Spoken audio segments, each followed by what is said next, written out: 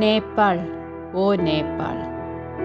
സുരേഷ് നടുവത്ത് നേപ്പാളിലേക്ക് നടത്തിയ യാത്രകളുടെ വിവരണത്തിൻ്റെ 1-ാം ഭാഗം, അതിർത്തിക്കിപ്പുറം. നിങ്ങൾക്കായി അവതരിപ്പിക്കുന്നത് റംലൈം ഇക്ബാൽ. നേപ്പാൾ യാത്രാ വിവരണം ഭാഗം 1, അതിർത്തിക്കിപ്പുറം.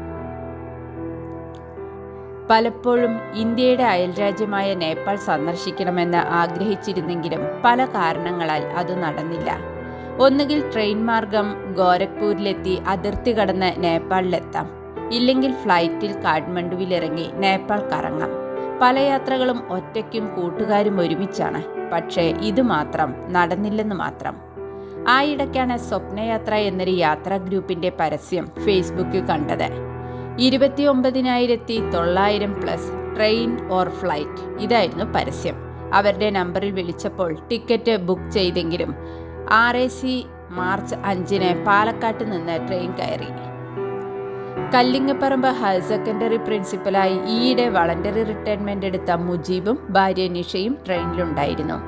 പണ്ട് കേരളത്തിൽ ജോലിക്ക് വന്നിരുന്ന അന്യസംസ്ഥാനക്കാർ, പ്രത്യേകിച്ചും ബീഹാർ, ബംഗാൾ, ഒറീസ, 2nd ക്ലാസ്സിലാണ് ഇടിച്ചു കയറിയിരുന്നതെങ്കിൽ ഇന്നത് 3rd AC-യിലാക്കിയിരിക്കുന്നു. മാത്രമല്ല എല്ലാവരുടെ കയ്യിലും ചെണ്ട പോലുള്ള വലിയ ഫെവിക്കോളിന്റെയും പെയിന്റിന്റെയും 50 ലിറ്റർ ഡബ്ബകളും. സീറ്റിന്റെ ഇടയിലെല്ലാം ഈ ഡബ്ബകൾ കൂത്തിന് മിഴാവ് വെച്ച പോലെ കൂടിക്കിടക്കുന്നു. 2 ദിവസത്തെ ട്രെയിൻ യാത്രയ്ക്കിപ്പുറം ലക്നൌവിലാണ് വണ്ടി ഇറങ്ങിയത്. ഉച്ചഭക്ഷണം സംഘാടകർ തരുമെന്ന് പ്രതീക്ഷിച്ചു. രാത്രി മുതലേ ട്രിപ്പിന്റെ ഭക്ഷണമുള്ളൂ എന്ന അറിയിപ്പ് വാട്സപ്പിൽ.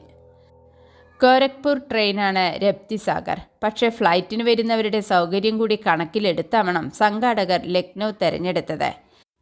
ചൊവ്വ, ബുധൻ ട്രെയിൻ, വ്യാഴം ലക്നൗ, വെള്ളി ലക്നൌവിൽ നിന്ന് ഗോരഖ്പൂർ വഴി ലുംബിനിയയിലേക്ക് ബസ് യാത്ര. ലക്നൗ നവാബുമാരുടെ പൗരാണിക നഗരം. ചരിത്രശേഷിപ്പുകൾ ഇനിയും അവിടെയുണ്ട്. ഇമാം ബറ, റൂമി ദർവാസ, ചത്തർസ് മൻസിൽ, മോദി മഹൽ, ജുമാ മസ്ജിദ്, ക്ലോക്ക് ടവർ, നഗരമധ്യത്തിലെ നവാബിൻ്റെ കുളം, ആർട്ട് ഗാലറി, അങ്ങനെ 250 രൂപ ചെലവിൽ ഞങ്ങൾ 7 പേർ ഓട്ടോയിൽ ലക്നൗ കറങ്ങി. രാത്രിയിൽ വിഭവസമൃദ്ധമായ ഡിന്നറാണ് പ്രതീക്ഷിച്ചത്. കാരണം അത്രയും പണം പേ ചെയ്തതാണ്. പക്ഷേ കിട്ടിയത് ചപ്പാത്തിയും ചീരക്കറിയും, ഇത്തിരി ചോറും, ചിക്കൻ്റെ പീസും പപ്പടവും, ഒരു മധുരം പോലുമില്ല. ടൂറിൻ്റെ തുടക്കമല്ലേ, ഉള്ളതുകൊണ്ട് തൃപ്തിപ്പെട്ടു. ഒരു 100 രൂപ ബഡ്ജറ്റ്. 2000 രൂപ നിരക്കാണ് മുറിയുടെ വാടക. 2 പേർ ഷെയറുമ്പോൾ 1000 വരും. ബ്ലൂ കോണ്ടിനെൻ്റൽ എന്നോ മറ്റോ ആണ് ഹോട്ടലിൻ്റെ പേര്. സുധീർ, സലാഹുദ്ദീൻ തുടങ്ങിയ സ്വപ്നയാത്രാ സംഘത്തിൻ്റെ ജോലിക്കാർക്കാണ് ഭക്ഷണത്തിൻ്റെയും യാത്രയുടെയും ചുമതല. രാവിലെ 7:30, 8 മണിക്ക് ബ്രേക്ക്ഫാസ്റ്റ് ആണെന്ന അറിയിപ്പ് വാട്സപ്പ് ഗ്രൂപ്പിൽ വന്നു. ചെന്നപ്പോൾ ഇഡ്ഡലി, ബ്രെഡ്, ചട്നി, സാമ്പാർ. അതും 7:45-ന് തീർന്നിരിക്കുന്നു. ഞങ്ങൾ 4 പേർക്ക് ഭക്ഷണം പുറത്തുനിന്ന് എത്തിച്ചു. ഇവർ തന്നെയാണ് ഭക്ഷണം പാകം ചെയ്യുന്നത്. ഉച്ചഭക്ഷണം വഴിയിൽ ഒരിടത്തു നിന്നാണ്. പക്ഷേ രാവിലെ തന്നെ അതും തയ്യാറാക്കി വണ്ടിയിലുണ്ട്.